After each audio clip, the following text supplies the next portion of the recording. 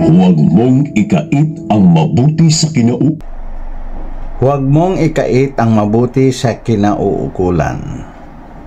Pagka nasa kapangyarihan ng iyong kamay na ito'y gawin.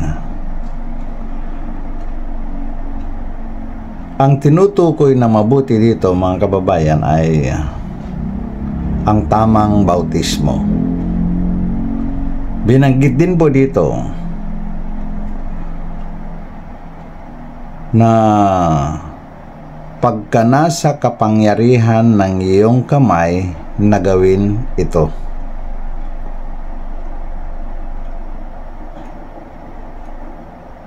Ang sinasabi po dito na kapangyarihan ay karapatan. Ang bautisador, mga kaibigan, ay nasa kanyang kamay ang kapangyarihan na ibigay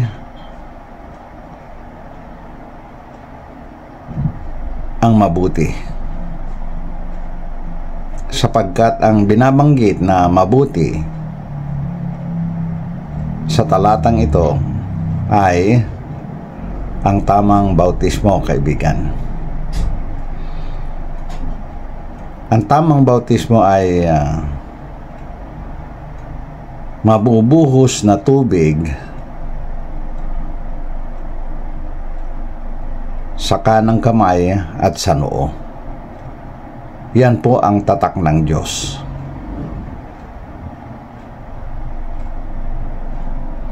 Ang bautismo na lubog sa tubig ay tungo sa kamatayan.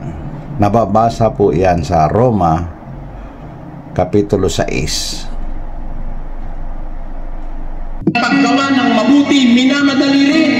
Kung paano minamadali mo ang paggawa ng masama nung ikaw ay manggagawa pa ng masama, ngayong nakasumpo ka ng mabuti, huwag kang magpatumpik-tumpik, huwag kang magpa-delay-delay, huwag kang magpabukas-bukas. Pagkaasumpo mo ng mabuti, gawin mo agad. Mayroon po tayong mababasa na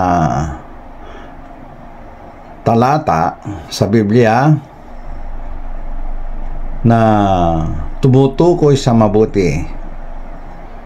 Mababasa po natin sa Mateo 19 verse 16 at 17. At ganito po ang nakasulat. At narito, lumapit sa kanya ang isa at nagsabi, Guro, ano ang mabuting bagay na gagawin ko upang ako'y magkaroon ng buhay na walang hanggan? Yan po, nagtatanong po yung isang alagad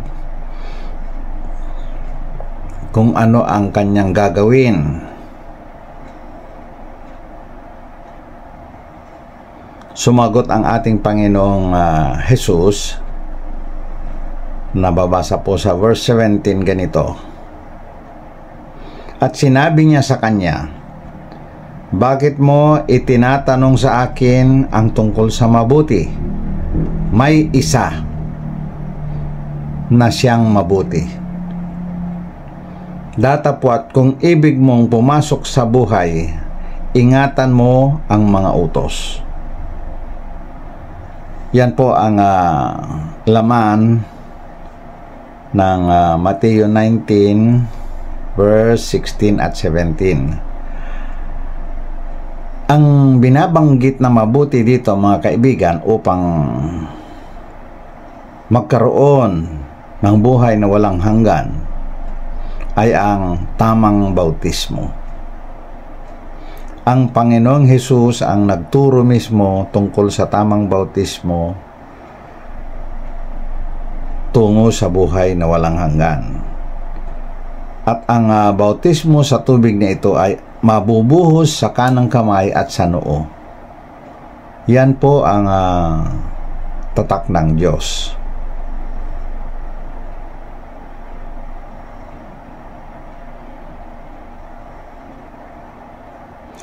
Ang bautismong lubog sa tubig ay tungo sa kamatayan. Nababasa po yan sa Roma 6.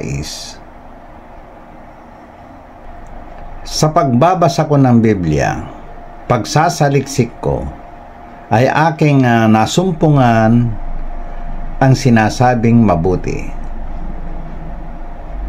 na ito nga ang tamang bautismo.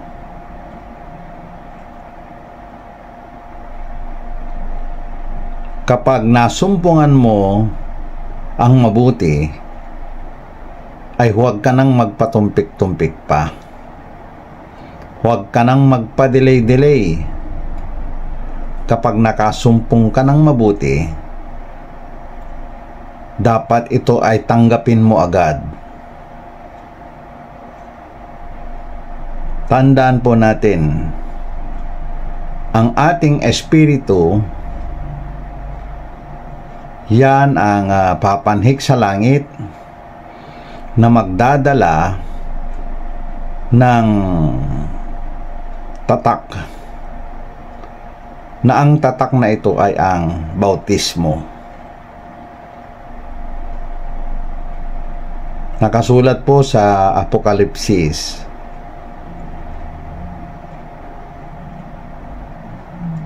ang tatak ng Diyos. Yan po ang tamang bautismo, mga kaibigan. Ang tamang tatak ng Diyos ay ang tamang bautismo tungo sa buhay na walang hanggan.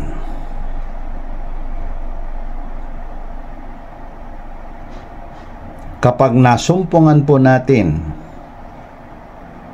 ang tamang bautismo tungo sa ating kaligtasan, tungo sa buhay na walang hanggan, ay dapat tanggapin po natin.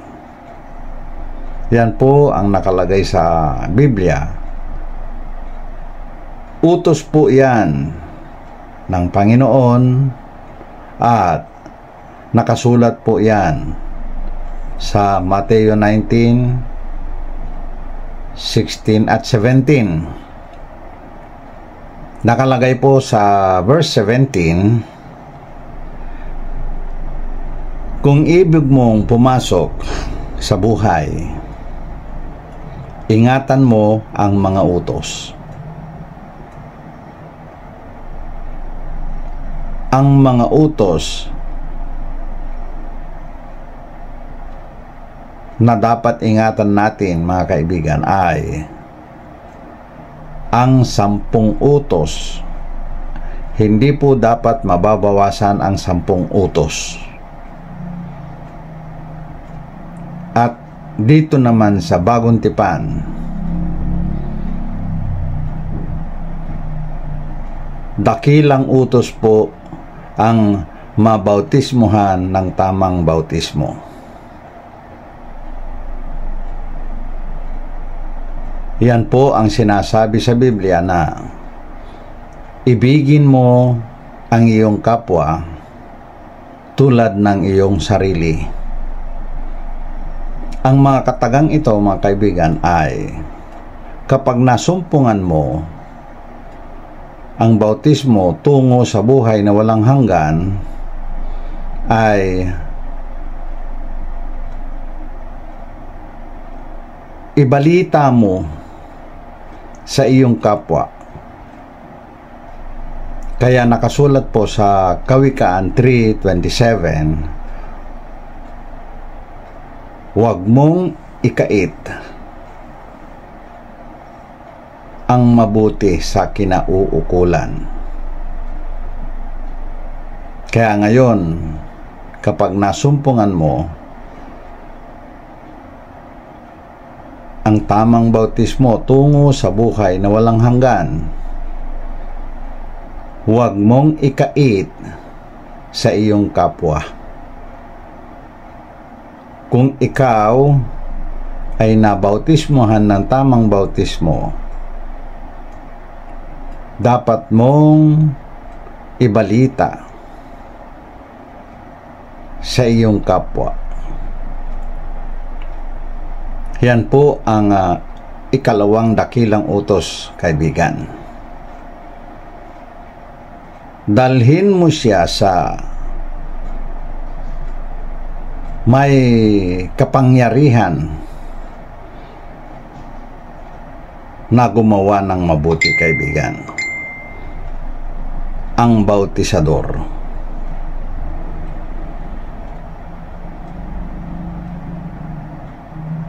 Yan po ang ikalawang dakilang utos. Mahalin mo ang iyong kapwa. Hikayatin mo siya sa kanyang kaligtasan. Hikayatin mo siya na magkaroon ng buhay na walang hanggan.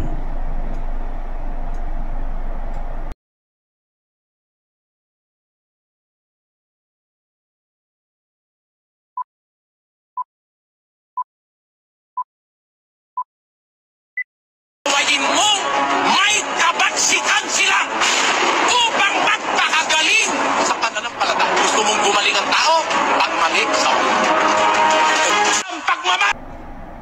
Pansinin po natin ang version ng Biblia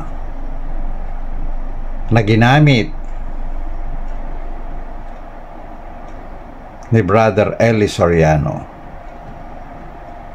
Ang verse na yan ay mababasa sa aklat ni Tito, Kapitulo 1, versikulo 13. Basahin po natin.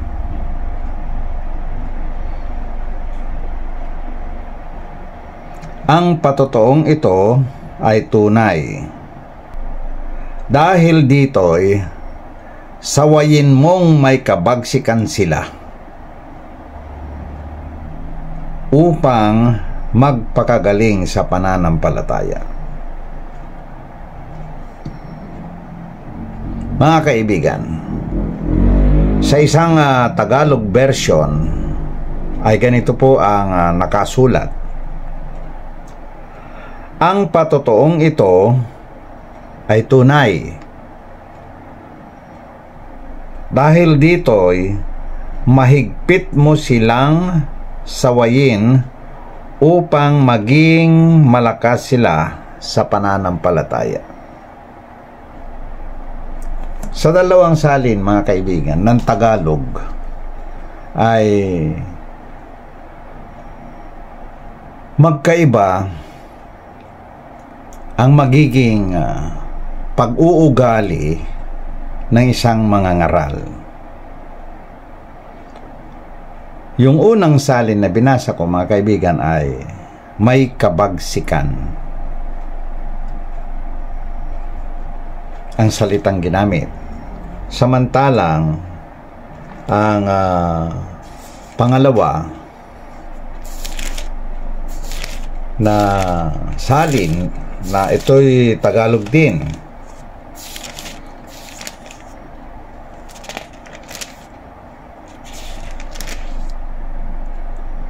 ang nabasa po natin dito ay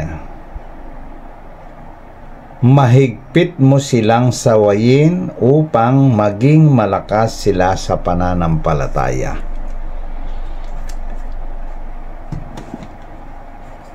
Mahigpit po, hindi po mabagsik.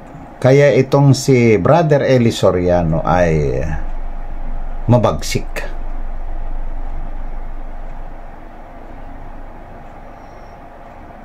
Pati ang kanyang delivery ng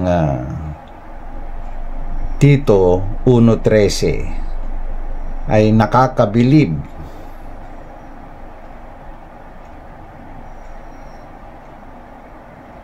Dahil nilakasan niya ng todo ang kanyang boses upang nang sa ganon ay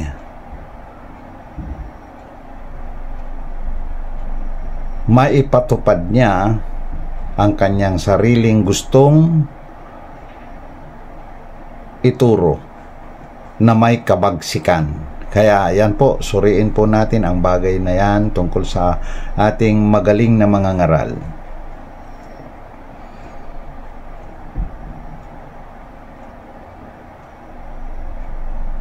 Dito po, maari po nating ituro sa mga gustong matuto tungkol sa mahigpit na mga ipinapatupad na patakaran upang nang sa ganon maging matibay sila sa pananampalataya. Yan po ang nakasulat sa Biblia, mga kaibigan.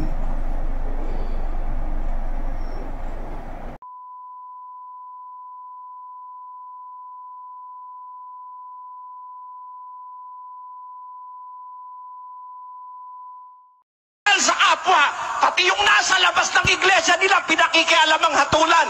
Sa Biblia, ang sabi ni Pablo, sa labas, Diyos ang humahatol. Ang nasa labas,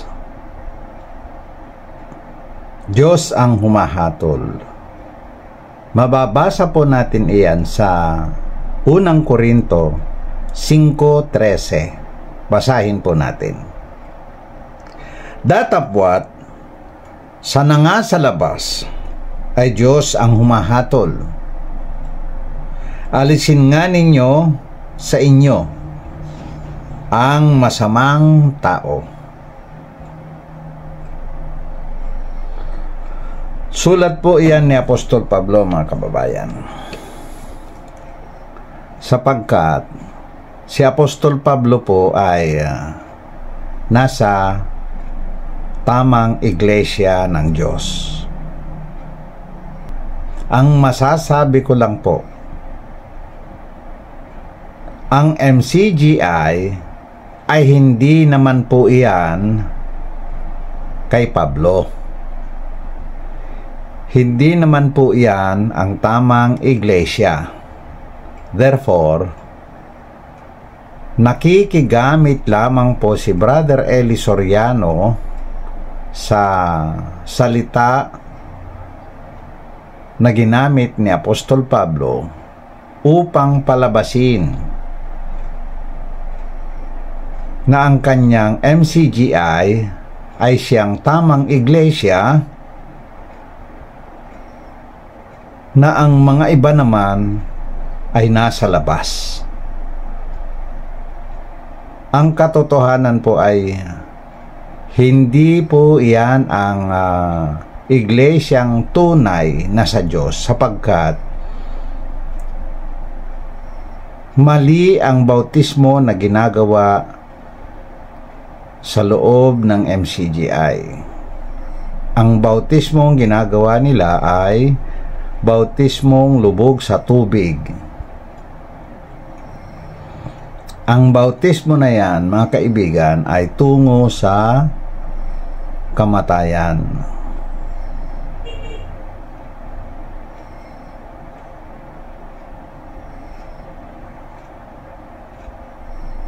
Kapag ikaw ay nabautismohan na ng maling bautismo, ay pinatay na ang espiritong banal na pinatira ng Diyos Ama sa mga puso ng tao. Kaibigan, kapag nasumpungan mo naman ang tamang bautismo na bumubuhay sa mga pinatay ng masamang bautismo o maling bautismo,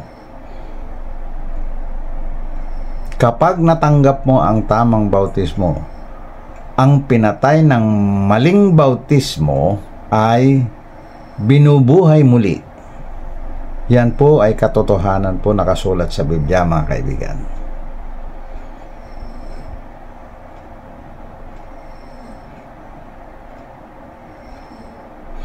Ang nakasulat po sa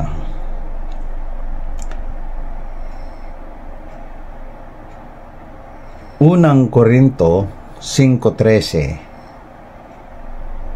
si Apostol Pablo po ay nasa tamang iglesia ng Diyos.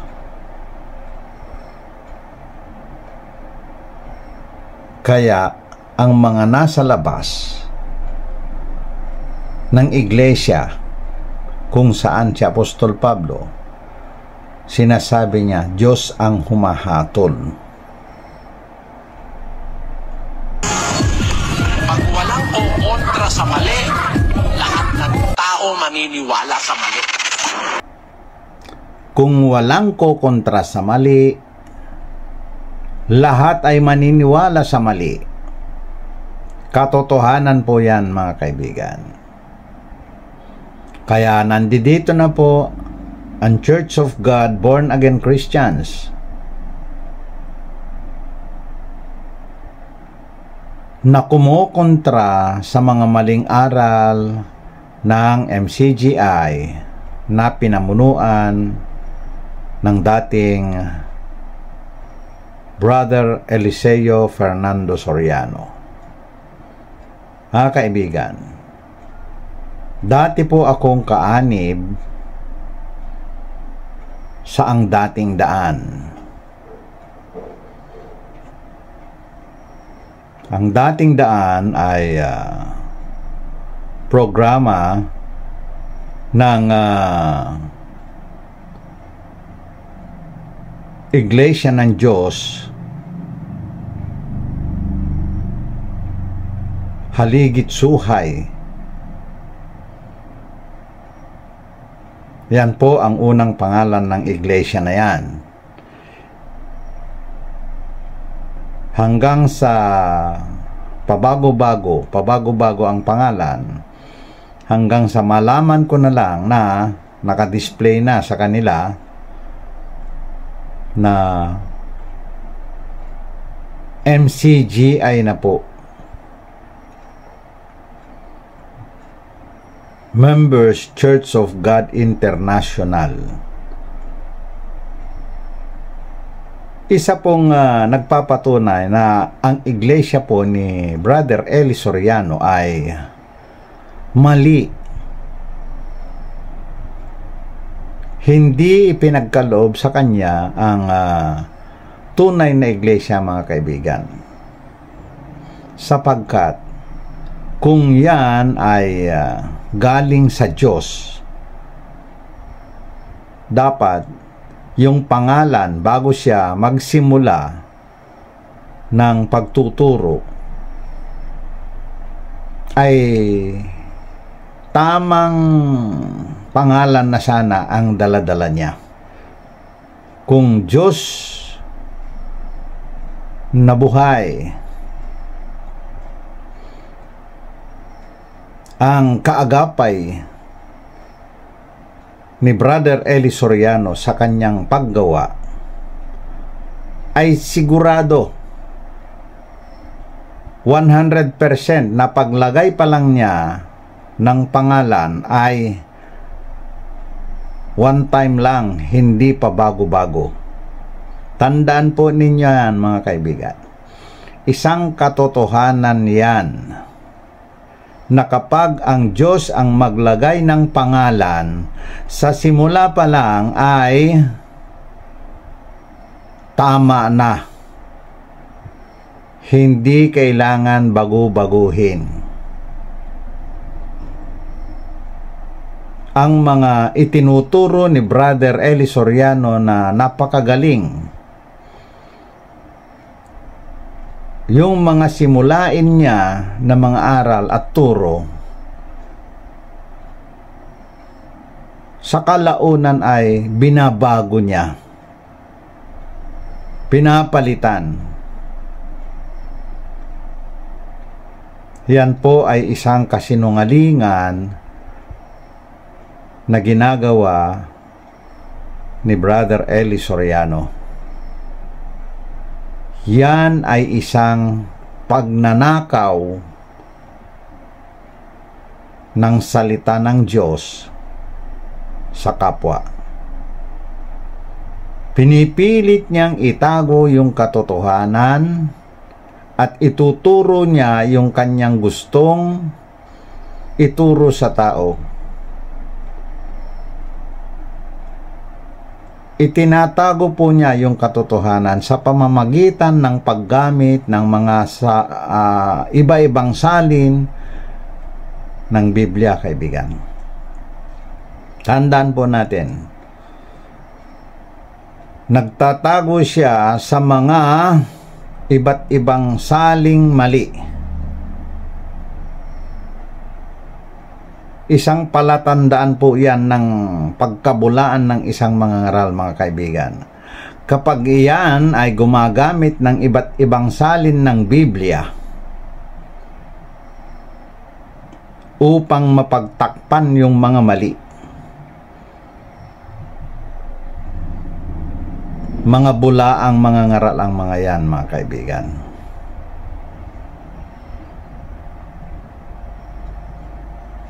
Ngayon,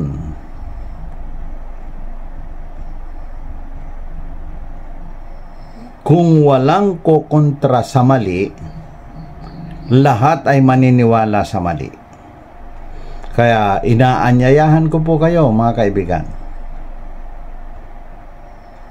na magsuri. Ikumpara po ninyo ang aking mga sinasabi ngayon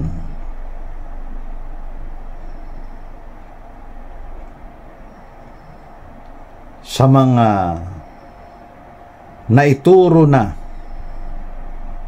pag-aralan na natin, naturo sa loob ng MCGI.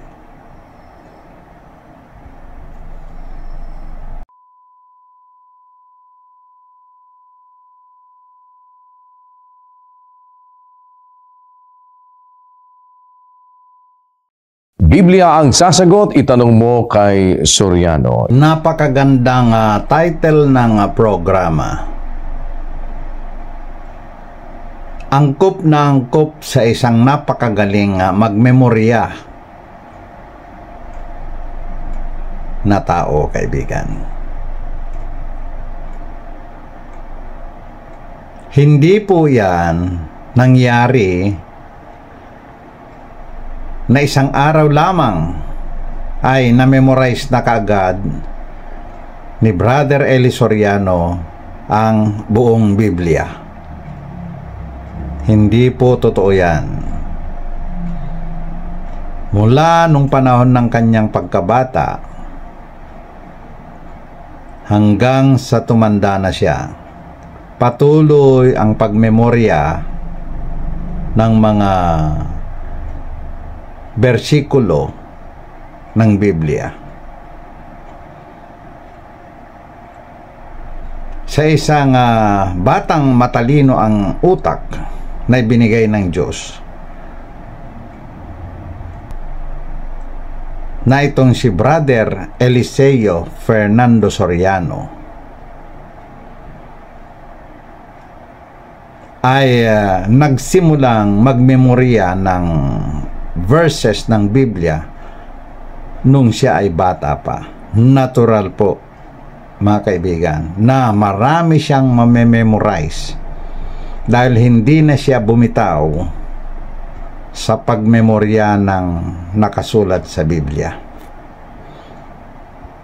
Tandaan po natin, hindi po iyan ang palatandaan na siya'y pinagkalooban ng pagkaunawa sa mga nakasulat.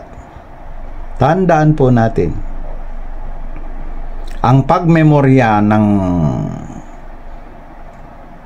napakaraming verses ng Biblia ay hindi iyan palatandaan na siya na ang binigyan ng pagkaunawa sa mga nakasulat.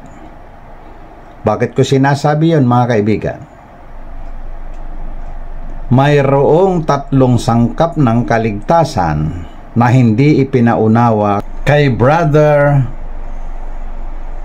Eliseo Fernando Soriano.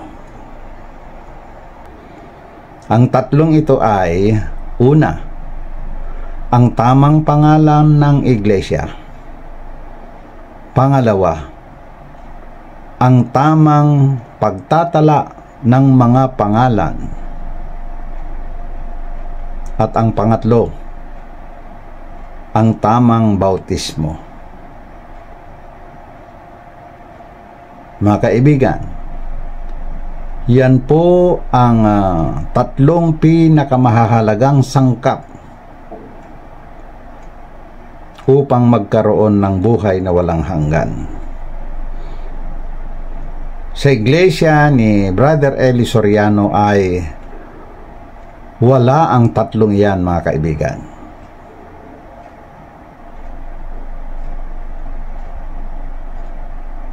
Biblia ang sasagot. Itanong mo kay Soriano. Napakaganda po na titulo ng programa. Sumikat po yan sapagkat biniyayaan siya ng Diyos ng katalinuhan upang siya ay magkalat ng mga aral, hidwang aral, maling aral, mga kaibigan. Bakit ko sinasabi yun? Dahil yung tatlong sangkap ng kaligtasan ay hindi ipinagkaloob sa kanya. Inaanyayahan ko po kayo, mga kaibigan, kaanib man kayo sa MCGI o hindi, magsuri pa po tayo upang ating matuklasan at matagpuan ang katotohanan. Ang katotohanan ay siyang mabuti.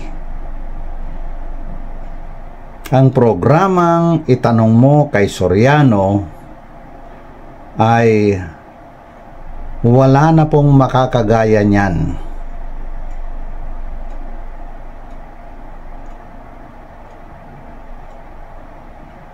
Kaya malamang na natupad sa pagkatao ni Brother Eli Soriano ang salita sa Biblia na nakasulat sa Tesalonika.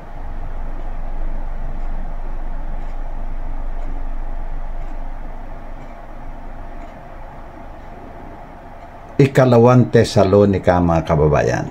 Basahin po natin. Ito po ay mababasa sa Ikalawang Tesalonika,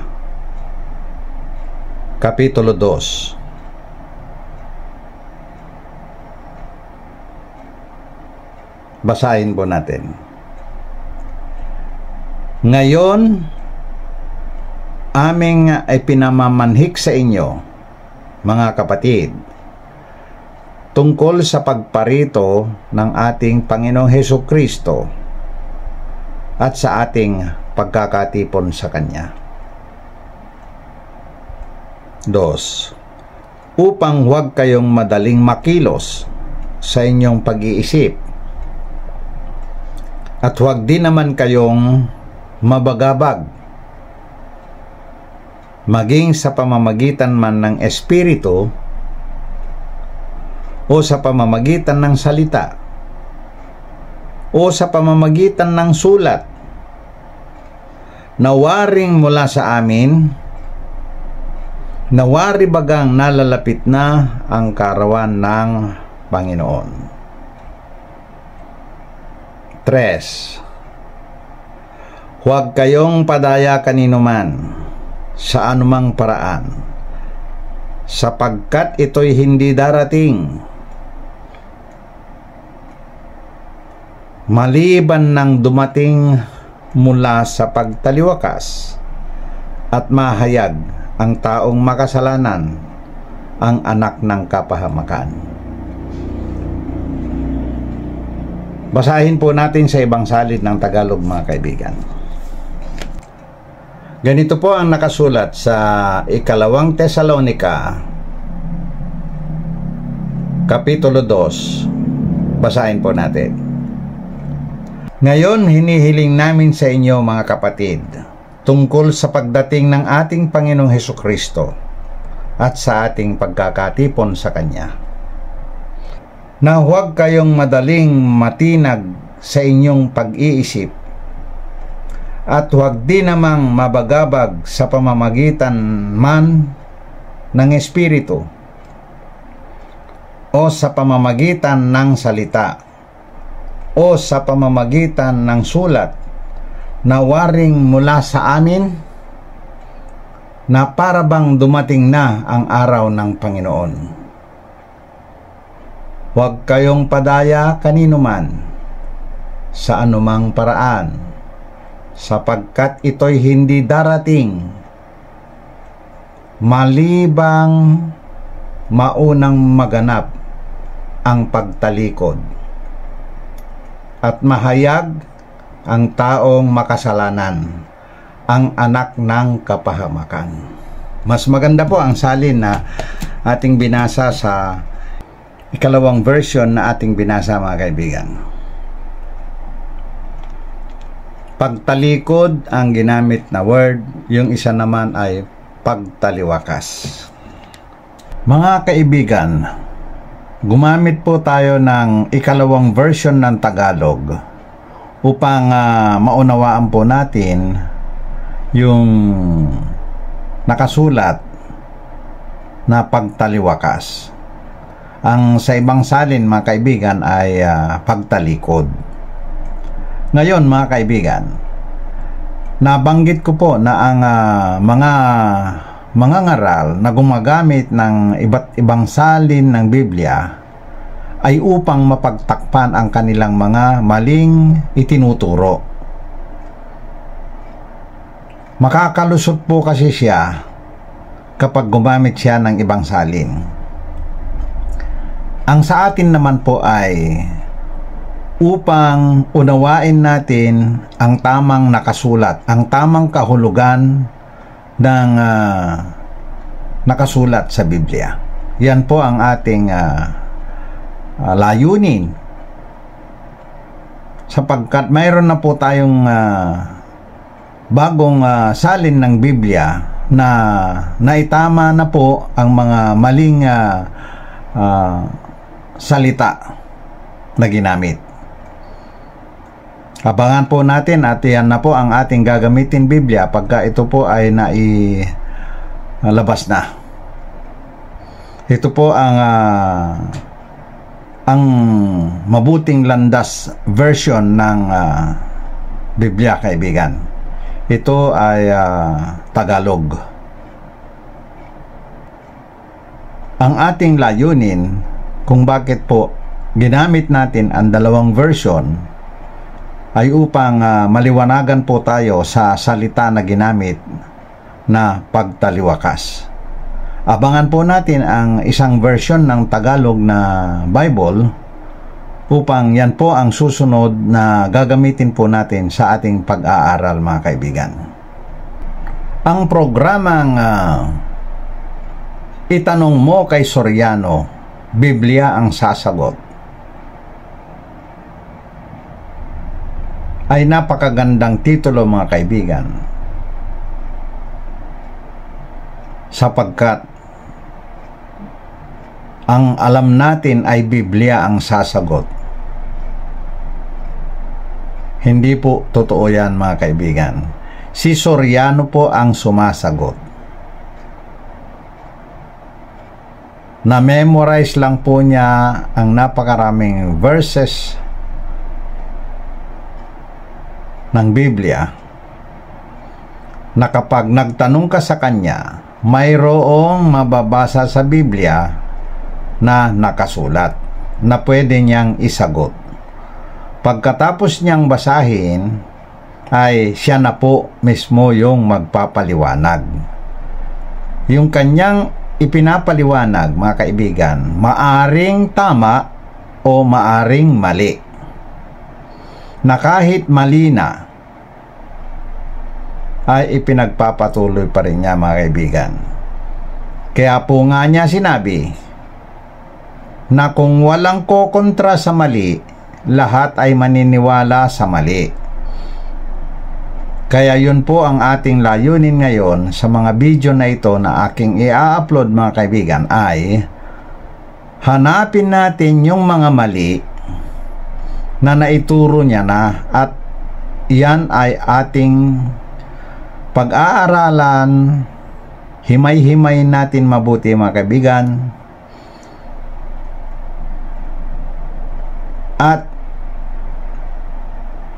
saliksikin natin ang tama, ang katotohanan, sapagkat napansin ko po na napakaraming mali na itinuro ng ating Brother Eli Soriano. Ang pinakamalaking mali ay ang bautismo mga kaibigan.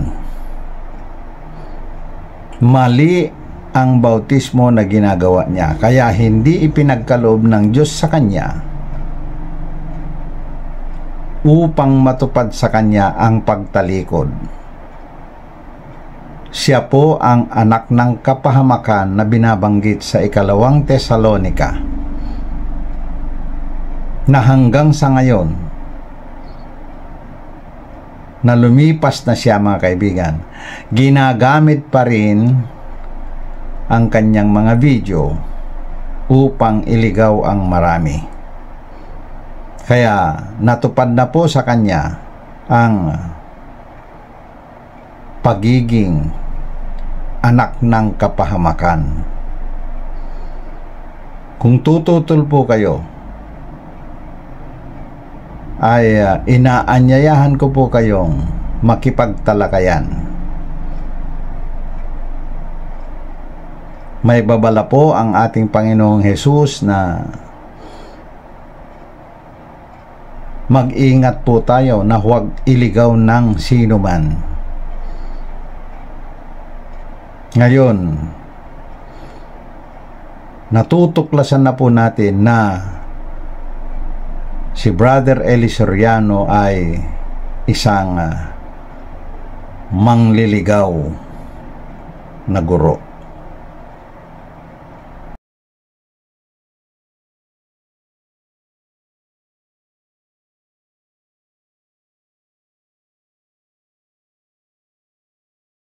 Meron akong papabasa sa iyo ngayon, Sis Luz. Opo. Ayon mo yung 14:9 ng Usias. Sino ang pantas at siya'y makakaunawa ng mga bagay na ito, at mabait at kanyang mga lalaman, sapagkat Sino raw ang makakaunawa? yung pantas po Basta pantas lang? at mabait pa. So ang kahilingan ng kasulatan, ang hinahanap ng Diyos para makaunawa, pantas at mabait. Narinig po natin na sinabi niya, ang hinahanap ng Diyos, yan po ang nanggaling sa kanyang bibig.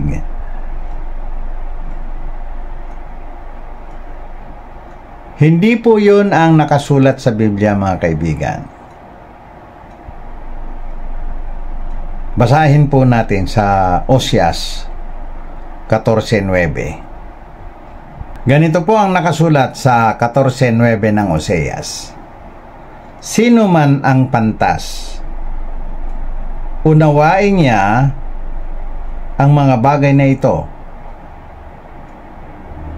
Sino mang may pangunawa, alamin niya ang mga ito. Mga kaibigan, hindi po hinahanap ng Diyos ang pantas. Ang sinabi ng Brother Eli Soriano ay, ang hinahanap ng Diyos ay pantas na mabait. Mali po yun. Sapagkat ang mga daan ng Panginoon ay matutuwid. Itong portion na ito mga kaibigan ay kailangan matuwid ang bautismo. Yan po ang daan ng Panginoon na binabanggit sa Biblia. Napakarami pong beses na ginamit ang salitang daan. Ang daan na ito ay ang tamang bautismo mga kaibigan. Iyan po ang mensahe ng ating Panginoon Jesucristo sa kanyang pagparito. Yan po ang mabuting balitang daladala niya. Yan po ang dakilang utos na pangalawa. Tamang bautismo. Tuloy po natin ang pagbasa sa Oseas 49. At nilalakaran ng mga taong matutuwid. Yan po. Ang nilalakaran pong mga binabanggit dyan ay yan po kung saliksikin po natin at unawain natin ang Biblia, yan po dapat ang ating lalakaran. Tamang bautismo po yan. Kailangan matanggap po natin ang tamang bautismo. Kaya ko po sinasabi na itong si Brother Eli Soriano ay hindi pinagkalooban ng pagkaunawa ng sangkap ng kaligtasan na tamang bautismo.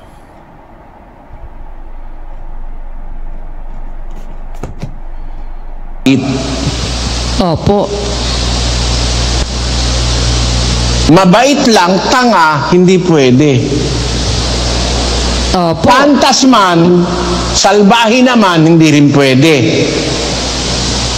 Tama po. Pumasa ka dun sa dalawang kategorya. Pantas at mabait, makakaunawa. Alin ang mauunawa? Tuloy mo, ulitin mo nga sa kamo tuloy. Sino ang pantas at siya'y makakaunawa ng mga bagay na ito at mabait at kanyang mga lalaman, sapagkat ang mga daan ng Panginoon ay matutuwid at lalakaran ng mga ganap, ngunit kabuuan. Ang mauunawa pala nung pantas na mabait, yung mga daan ng Panginoon na dapat lakaran ng mga ganap. Yun pala ang mauunawa. No? Opo. Tama? Tama po. Tama po. Sa ating panahon, meron bang pantas na makakaunawa, na mabait na makakaunawa? Sa ating panahon. Mayroon bang pantas na makakaunawa sa ating panahon? Mga kaibigan, mayroon. Ano ba itong binabanggit ng talatang ito, mga kaibigan? Ulitin po natin, himay-himayin po natin. Sino ang pantas at siya'y makakaunawa ng mga bagay na ito at mabait at kanyang mga lalaman, sapagkat sino raw ang makakaunawa? yung pantas po Basta pantas lang?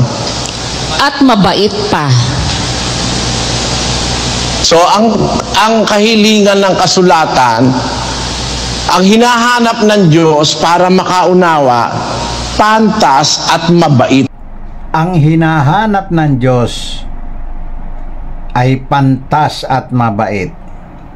Mali po. Pansinin po ninyo yan. Opo. Mabait lang, tanga, hindi pwede. Opo. Pantas man, salbahe naman, hindi rin pwede. Pantas nga, salbahe naman, hindi rin pwede. Yan po si Brother Eli Soriano. Papaano natin sasabihin na siya na nga yung pantas? Salbahe naman siya. Siya na po mismo ang nagsabi.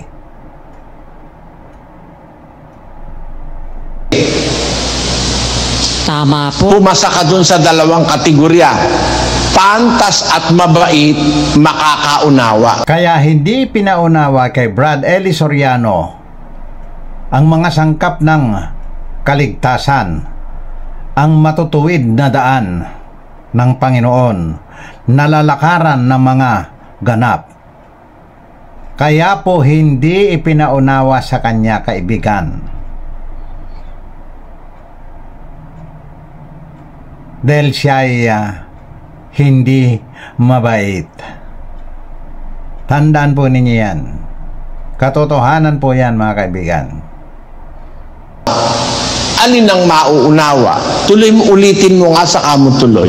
Sino ang pantas at siya'y makakaunawa ng mga bagay na ito at mabait at kanyang mga lalaman, sapagkat ang mga daan ng Panginoon ay matutuwid at lalakaran ng mga ganap, ngunit kabukuan.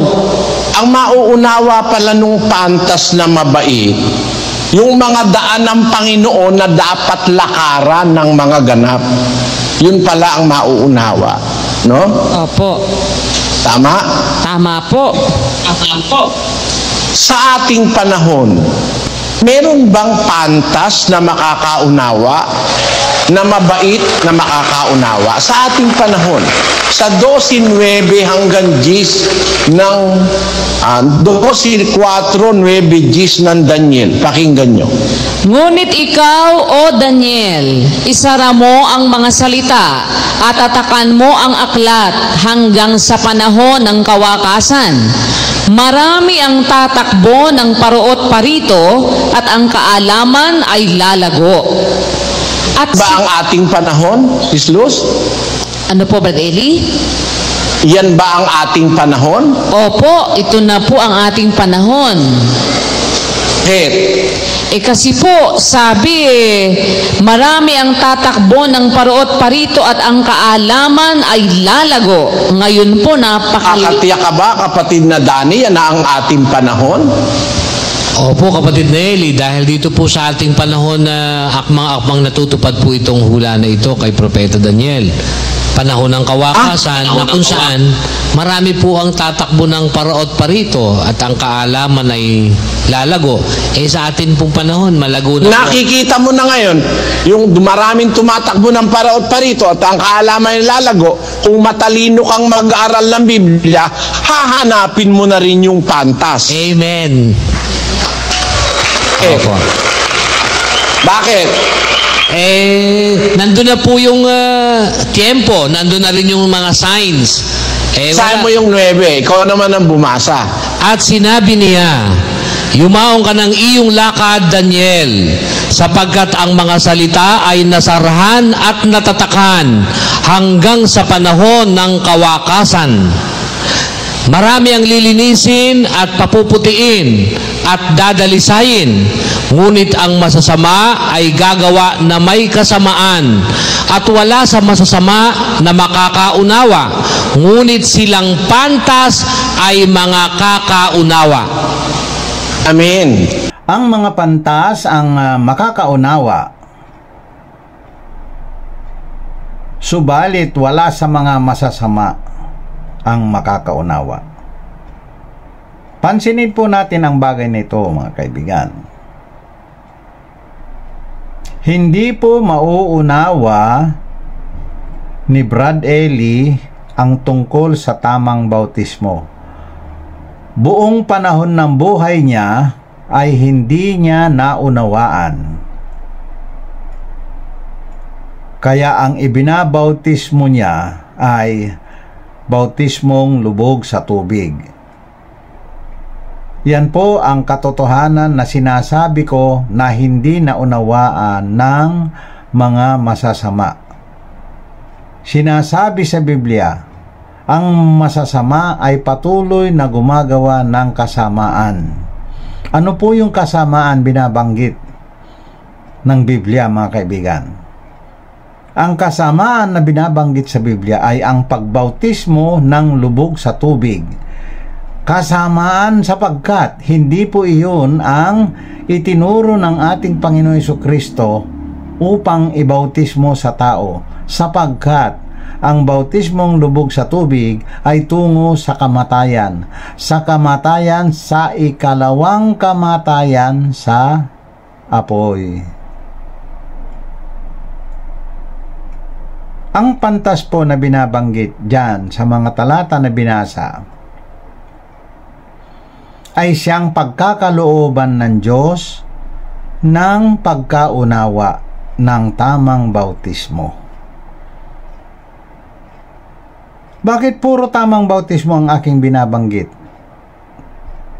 sapagkat yan po ay isang pinakamahalagang sangkap ng kaligtasan. Yan po ang ikalawang dakilang utos na dala ng ating Panginoong Hesus nung siya'y pumarito sa lupa. Yan po ang natupad sa kanya, mga kaibigan. Mula sa Genesis hanggang sa Apokalipsis, yan po ang mensahe ng Biblia. Amen Yun po. pala, kapatid na Lusano, na panahon ng kawakasan, ang i-expect mo ay 4 na bagay. Ano po yun, Brad Eli? Maraming tatakbo ng parot parito. Ang kaalaman lalago. No? Opo. Tama? Tama po. Maraming magbabalik loob sa Diyos. Opo. At walang makakaunawa sa masama. Opo. Kahit ano gawin ng masama, kahit magtayo pa ng pamantasan, hindi nila mauunawa. Yung mauunawa nung pantas. Tama po. Kaya sa tiempo na yan, hahanap ka na ng pantas. Pag nakikita mo na, walang nakakaunawa sa Biblia, kahit saan ka pumunta reliyon, di nauunawaan ng Biblia. Tapos maraming tumatakbo ng parot parito, ang kaalaman ay malago. Sa tiempo na yan, ay meron ding sinasabi sa Biblia na doon sa mga pantas naman makakaunawa. Doon ka na maghanap ng pantas. Diba? Amen. Opo, opo. Nakaunawa yun. Opo. Alin ang isang mauunawa ng pantas? Alin po? Basahin mo yung Jeremias 9:12. Sino ang pantas na makakaunawa nito? At sino siya na pinagsalitaan ng bibig ng Panginoon? Ayan na po. Narinig po natin. Pinagsalitaan ng bibig ng Panginoon. Hindi po si Brad Eli yan, mga kaibigan, sapagkat hindi inihayag sa kanya ang tamang bautismo na siya yung binabanggit na matutuwid na daan ng Panginoon. Maling bautismo ang alam ni Brother Eli Soriano, mga kaibigan. Maling bautismo ang kanyang ginagawa. Hindi siya yung pantas na binabanggit sa Biblia na makakaalam ng mabuti. Tandaan po natin, kababasa lang po nila na wala sa masasama ang makakaunawa. Sino ba itong mga masasama na ito, mga kaibigan? Sila yung gumagawa ng masamang bautismo na lubog sa tubig. Upang kanyang maipahayag. Amen. Amen. Para pala yung pantas makapagpahayag, sino siya na pinagsalitaan ng bibig ng Panginoon? Hanggang sa panahon pala ng kawakasan, nagtatrabaho ang bibig ng Panginoon. Nangungusap siya at kinakausap niya yung pantas, at yung pantas na yon na kinakausap ng bibig ng Panginoon, makapagpapahayag yon. Sister. Amen. Amen po. Itin mo, kapatid na Dani, kung naiintindihan mo. Opo, napakaganda po dito. Ngayon ko lang po ito naintindihan. Dito po sa panahon ng kawakasan na kung saan, gaya po ng sinabi dun sa Daniel, marami ang mga tatakbo ng parot parito, malago na ang kaalaman, at wala ka pa rin nakikitang ganun, maghanap na po ang sino man sa atin, dahil tiyak na tiyak may pantas na makukuha, dahil pangako ng Diyos yun, may makakaunawa. Ngayon, yun pong pantas na yun, ano ang isang mauunawa? yun pong mauunawa niya yung mula sa bibig ng Panginoon sa panahon ng kawakasan. Ibig sabihin, magsasalita pa rin o magtratrabaho pa din pala ang Panginoon ng kanyang bibig dun sa pantas na makakaunawa ng mga daan ng Panginoon upang ito'y kanyang maipahayag. Ganda po nito. Salamat po sa iyo. Katotohanan po na ang makakaunawa ay ang pagpapahayagan ng Panginoon. Sinasabi ko po ngayon na ang tamang bautismo ay inihayag po sa akin ng aking maunawaan ang mga nakasulat sa Biblia.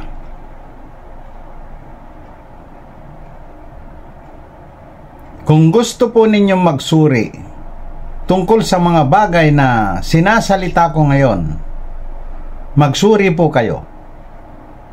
Isa lamang po ang daan na yan. Isa lamang po ang tamang bautismo na yan. Hindi po si Brother Eli Soriano ang sinasabi sa Biblia na pantas, sapagkat maliwanag po na hindi po sa kanya ibinigay ng Panginoon ang tamang bautismo. Kaya ko po sinasabi, hindi po siya yung pantas na binabanggit sa Biblia.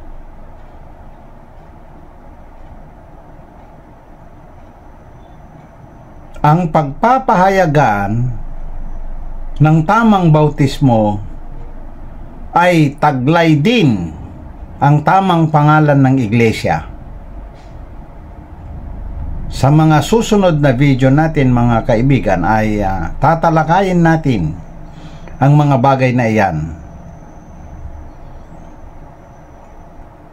Hanggang dito na lamang po muna tayo, sapagkat maliit lang po ang memory ng aking ginagamit na cellphone at hindi ko po siya ma-upload kung masyado pong mahaba. Sana'y gabayan po tayo ng ating Panginoong Diyos